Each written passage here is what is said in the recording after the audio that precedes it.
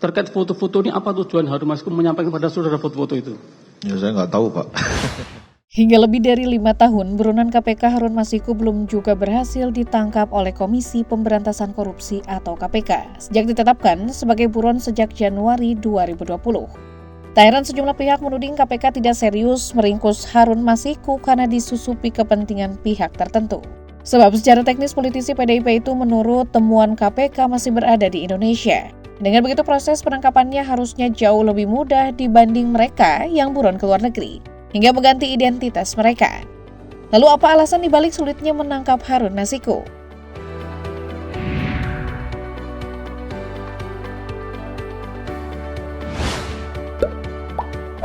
Sejak buron misteri keberadaan mantan caleg PDIP itu masih membuat publik penasaran bagaimana ia bisa lolos dan tak terpantau oleh petugas KPK. Selama 5 tahun buron, Harun dalam pelariannya sempat dikabarkan menyamar beragam profesi.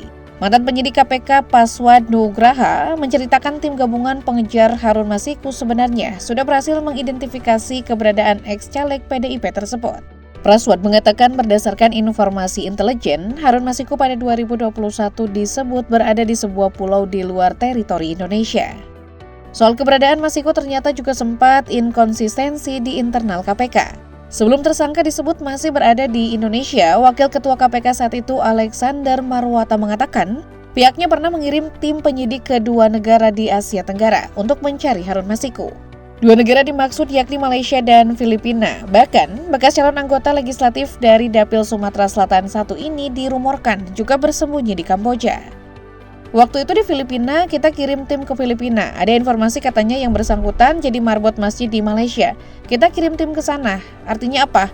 Selama 4 tahun ini sebetulnya kita tetap mencari. Ya berdasarkan informasi-informasi yang diterima, kata Alexander Marwata. Sementara itu, Koordinator Masyarakat Anti Korupsi Indonesia atau MAKI Boyamin Saiman mengklaim tersangka kasus suap pergantian antar waktu atau PAW anggota DPR 2019-2024 itu telah meninggal dunia. Dugaan tersebut disampaikan oleh Boyamin saat berbincang dengan jurnalis senior Karni Ilyas di akun YouTube Karni Ilyas Club.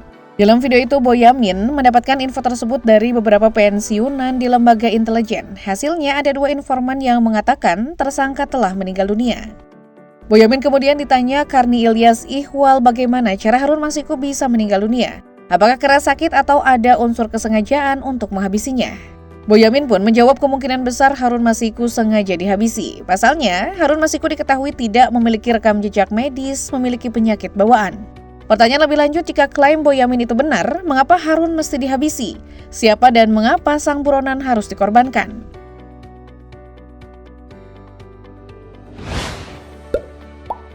Jauh sebelum rumor jika Harun Masiku dihabisi, sebenarnya ia dikabarkan sudah nyaris diringkus KPK.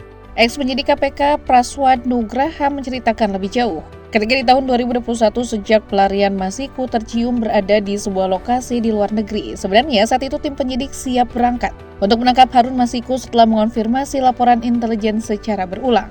Ketika itu sambung Paswad, para penyidik KPK pun meminta surat tugas kepada pimpinan untuk bisa menangkap Harun Masiku. Namun ketika Paswad dan rekan-rekan melaporkan operasi penangkapan Harun Masiku, tiba-tiba KPK memutuskan menonaktifkan sejumlah pegawai, termasuk penyelidik dan penyidik yang disebut gagal lolos tes wawasan kebangsaan atau TWK. Alhasil sejumlah penyidik KPK seperti Novel Baswedan, Yudi Purnomo, dan Paswad didepak karena tidak lolos TWK. Itulah yang memperkuat dugaan bahwa sebetulnya TWK dibentuk untuk menghentikan langkah penyidik yang sedang berjalan, yang salah satunya adalah kasus Harun Masiku, ujar Paswad. Diungkap Paswad dalam petunjuk yang ditemukan KPK saat hendak diringkus, Harun Masiku bersembunyi dan menyamar sebagai guru bahasa Inggris. Ex-penyidik KPK lainnya yang juga terkena imbas TWK, Novel Baswedan, pada 2023 lalu juga mengaku heran dengan sikap KPK yang masih belum berhasil menangkap Harun Masiku.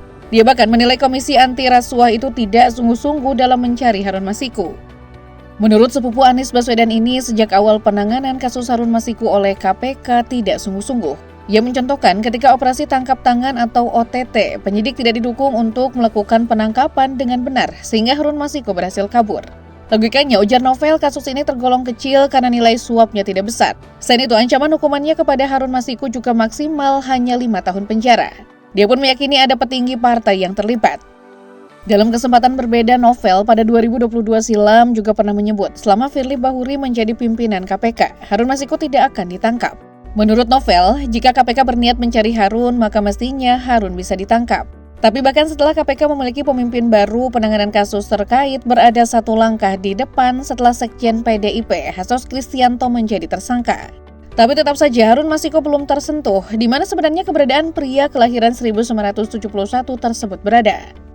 Setelahnya, simpang siur kematiannya kini yang cukup membingungkan adalah soal keberadaannya. Benarkah ia masih berada di dalam negeri atau sebenarnya sudah lolos ke luar negeri? Apakah rumor ini sengaja disebarkan pihak tertentu demi membingungkan publik tentang alibi sesungguhnya buronan asal Makassar tersebut berada?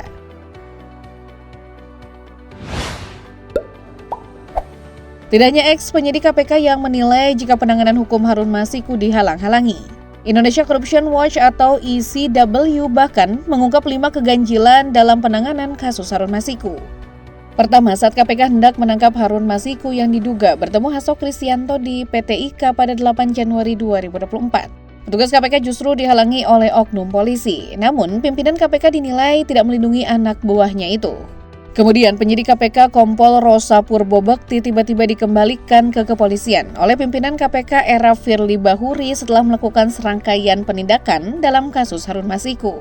Ketika petugas KPK hendak menyegel kantor PDIP terkait kasus Harun Masiku, anggota PDIP menolaknya, namun pimpinan KPK tidak memprotes. Pimpinan KPK Firly Bahuri kemudian memberhentikan 57 pegawai KPK melalui tes wawasan kebangsaan yang kontroversial. Beberapa di antara pegawai itu turut menangani kasus Harun Masiku.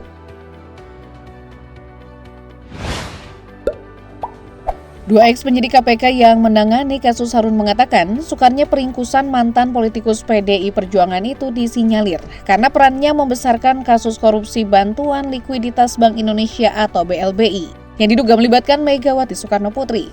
Kasus HM itu receh banget, tapi semakin kita curiga kenapa dijaga banget. Dan kebetulan juga saya tangani BLBI kan, saya dengerin tuh rekaman Bu Mega ngomong memberikan arahan terkait BLBI. Tapi bagus, bersih gitu, aman lah. Tapi apakah HM ini ditakutin? Apakah HM ini bakal membongkar soal itu? Ungkap salah satu sumber tersebut kepada DetikX. Menurut sumber ini, ada dugaan ditariknya Harun Masiku ke partai berlambang banteng moncong putih itu untuk memanfaatkan koneksi keluarganya yang merupakan seorang petinggi Mahkamah Agung agar bisa membereskan perkara BLBI. Perkara korupsi dan penyalahgunaan dana BLBI untuk mengatasi krisis moneter pada 1998 tersebut merugikan negara hingga lebih dari 110 triliun rupiah. Kasus tersebut tak menemui titik terang hingga 2 dekade lamanya. Beberapa nama pelaku terkait seperti Ketua Badan Penyihatan Perbankan Nasional atau BPPN, Syafruddin Arsyad Temenggung sempat divonis 15 tahun penjara.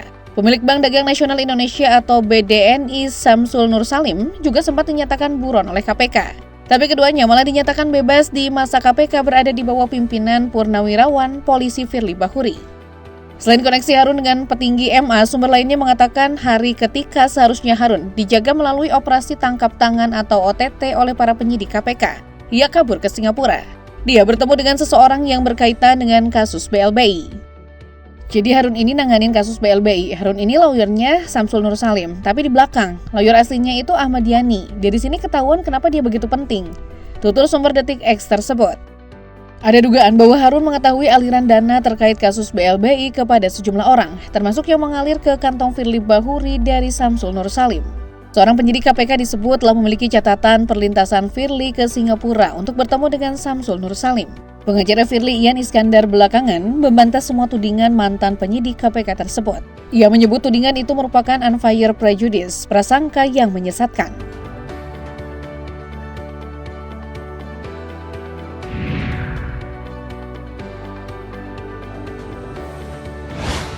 Jika dulunya KPK pimpinan Firly Bahuri terkesan berupaya melindungi kasus Harun Masiku, lalu apakah pada era KPK Setio Budianto hal itu masih berlaku?